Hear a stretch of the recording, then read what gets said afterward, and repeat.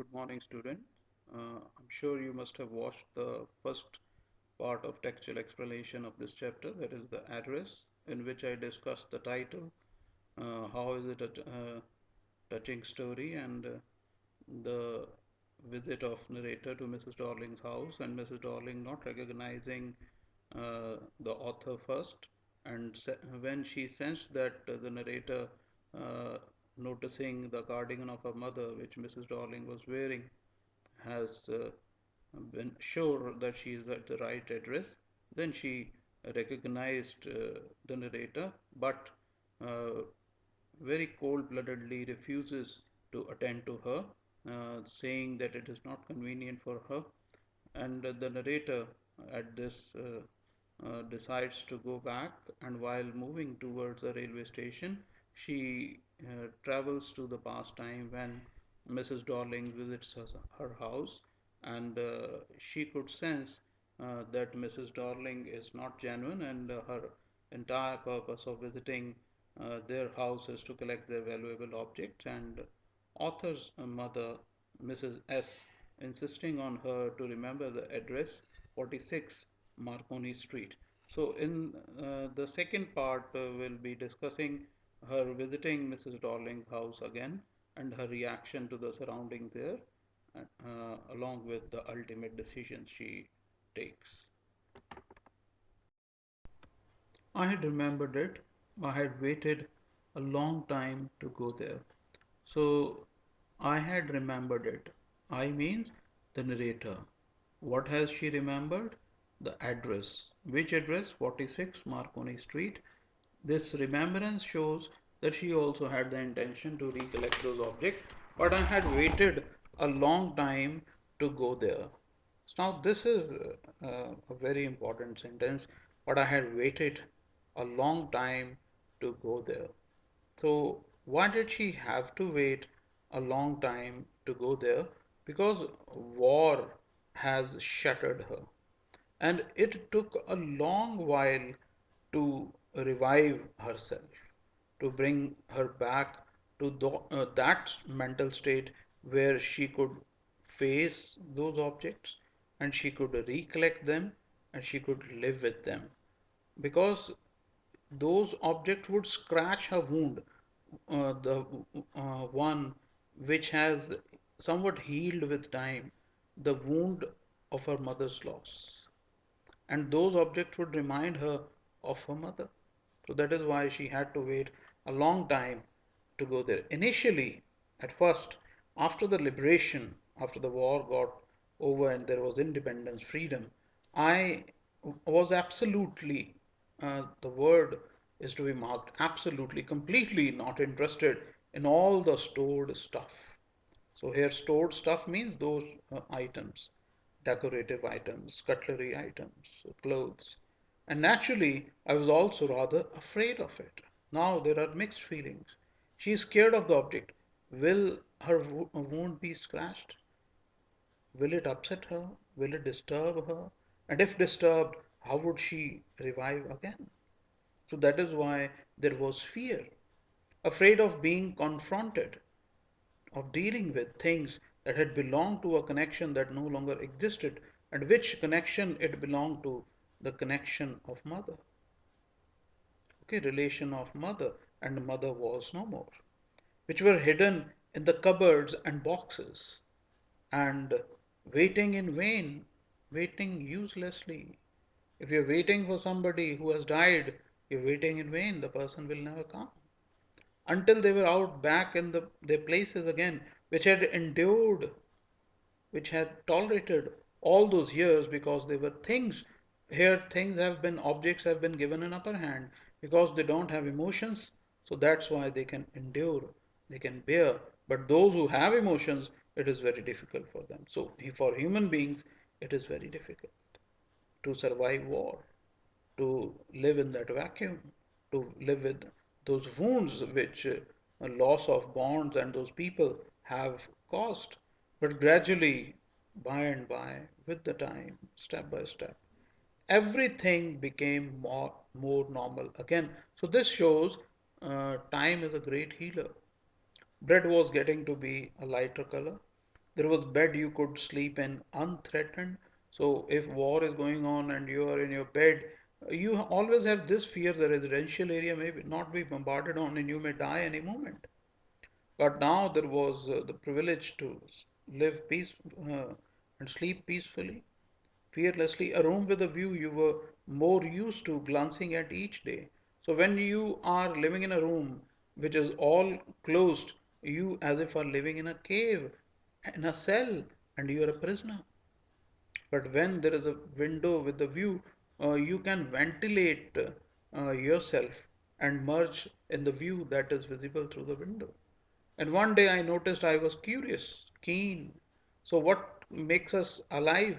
Our wish to live, our wish to materialize our desire, to change them into reality. I was curious, keen, interested about all the possessions, those belongings that must still be at that address. She was sure that those objects would be there because those objects were kept there only to be recollected by her. I wanted to see them, touch, remember. See, touch, remember. Revived means she has revived. She could face those objects. She had now desire to possess those objects, to feel those objects. Touch means feel. And remember means remember those associations those objects have in her life. After my first visit in vain, the first visit was useless. Why? Because Mrs. Dorling neither allowed her inside nor conversed with her. I decided to try a second time. Now a girl of about 15 opened the door to me. I asked her if her mother was at home. So this was Mrs. Dorling, the daughter. She was 15. You can mark it. If her mother was at home, no, she said, my mother's doing an errand. She has gone out for some work. No matter, it doesn't matter, I said, I'll wait for her. I followed the girl along the passage. So she went after the girl along the path, in the walking area in her house, an old fashioned iron Hanukkah. It's a festive candle holder, a decorative candle holder hung next to the mirror looking glass. I never used it because it was much more cumbersome, heavy than a single candlestick holder. Won't you sit down? Asked the girl. She held open the door of the living room. Most used room of a house is the living room, and I went inside after her. I stopped, horrified, much scared. I was in a room I knew and did not know, or you can mark this statement. She was physically in Mrs. Dorling's house, one of the rooms of her house, but for a moment she thought she was in her own house. Why? Because the objects which were around her belonged to them. And for a moment she thought, was she in her own house? So that is what it means. I was in a room I knew and did not know.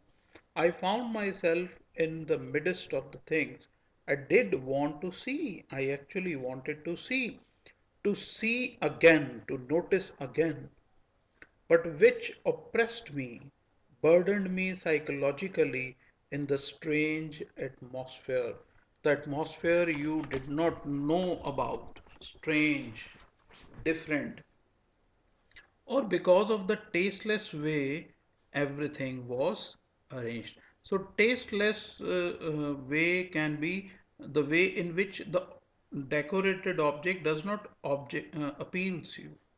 So if we keep a scenery on the floor or on the table, it doesn't appeal us. But if it is hung on the wall, a specific wall where it looks prominent, then it is the tasteful way of decorating.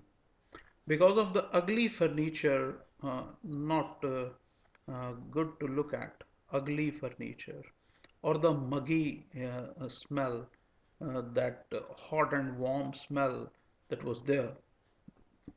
I don't know, but I scarcely dared to look around me. So the objects were as if scaring her. Almost not, scarcely. The girl moved a chair. I sat down and stared at the woolen tablecloths. Stared, she looked intently. She observed that it was theirs. And the poor furniture shows that Mrs. Dorling was not well off. I rubbed it. My fingers grew warm from rubbing. So when you rub something woolen, your hand warms. Okay, that is what had happened.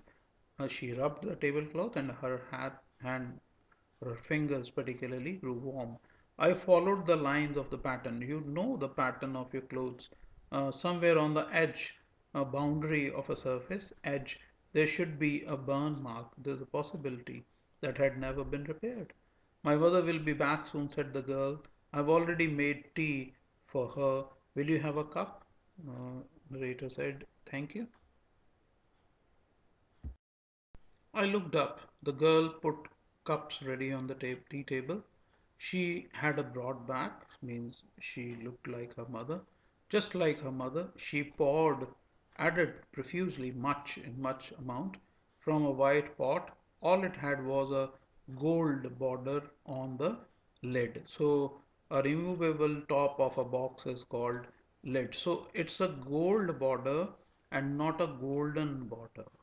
Gold border means the border had substance of gold in it.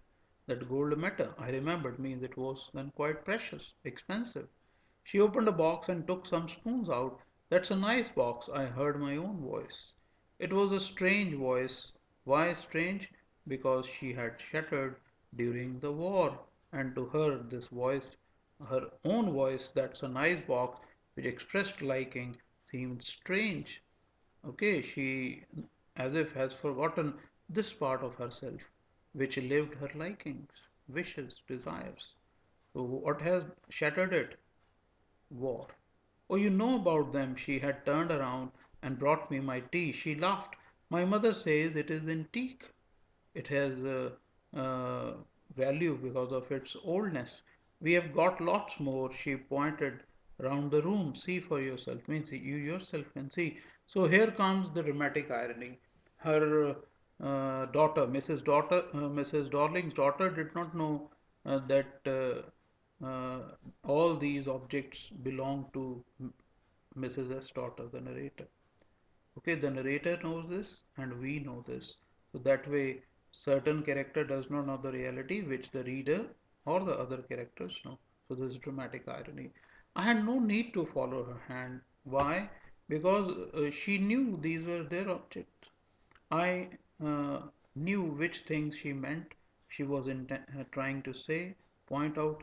I just looked at the still life over the tea table, a painting of inanimate objects, still life, non living objects.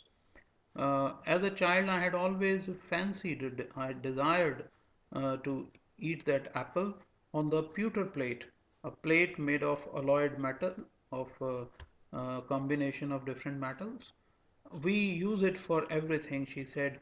Once we even ate off the plates hanging there on the wall, means use those plates for eating. I wanted to so much to eat, but it wasn't anything special, means unusual. She also wanted to eat in those plates, but it was not something unusual or special. She here means the narrator. I found the burnt mark on the tablecloth. The girl looked questioningly at me that how come this girl knows about the burnt mark here. Yes, I said, you get so used to touching all these lovely things in the house, you hardly look at them anymore. You hardly notice them. You only you only notice when something is missing because it has to be repaired or because you have lent it. Means objects generally become so much a part of your life you don't notice them. And when it is not there, a vacuum is generated. And because of that vacuum, that emptiness, you notice. And you notice that those objects were there. Because it has to be repaired or because you have lent it. Means these are the two ways in which generally they get missed. Repaired or you have lent it. So here second possibility is not even there. It has not been lent, it has been given. Again I heard the unnatural sound of my voice and I went on. Unnatural because this was not her natural way of reacting over the period of time. So that That is why she uh, considers this voice unnatural. And why was it not so? Because of war. I remember my mother once asked me if I would help her polish the silver.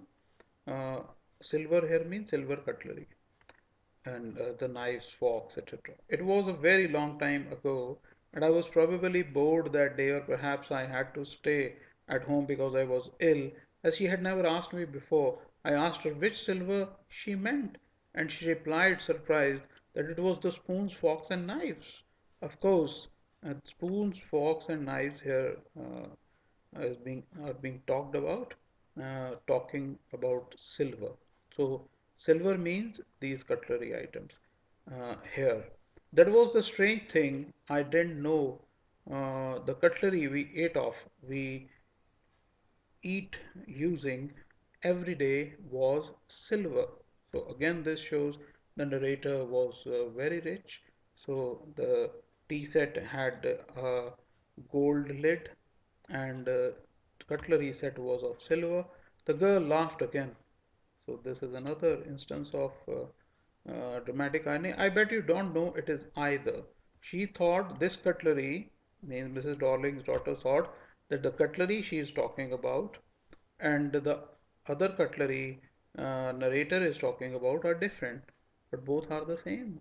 And actually, it is their cutlery set only. There means narrator's cutlery set only. I looked intently at her with eager attention. What we eat with? She asked. Well, do you know? She hesitated. She walked to the sideboard. Sideboard here refers to a piece of furniture at the side of dining table or room in which cutlery, etc., is kept. Uh, I bet you don't know it is either. I looked intently at her. What we eat with? She asked. Well, do you know? She walked to the sideboard and wanted to open a drawer. I'll look. It's in here, the cutlery. I jumped up. I was forgetting the time. I must catch my train. She had her hand on the drawer. Don't you want to wait for my mother? She was about to open it. No, I must go on. Now it is necessary, otherwise she would miss her train. I walked to the door. The girl pulled the drawer open. I can find my own way, she said. The narrator said she can go on her own way. As I walked down the passage, I heard the jingling, series of ringing sounds of spoons and forks striking against each other.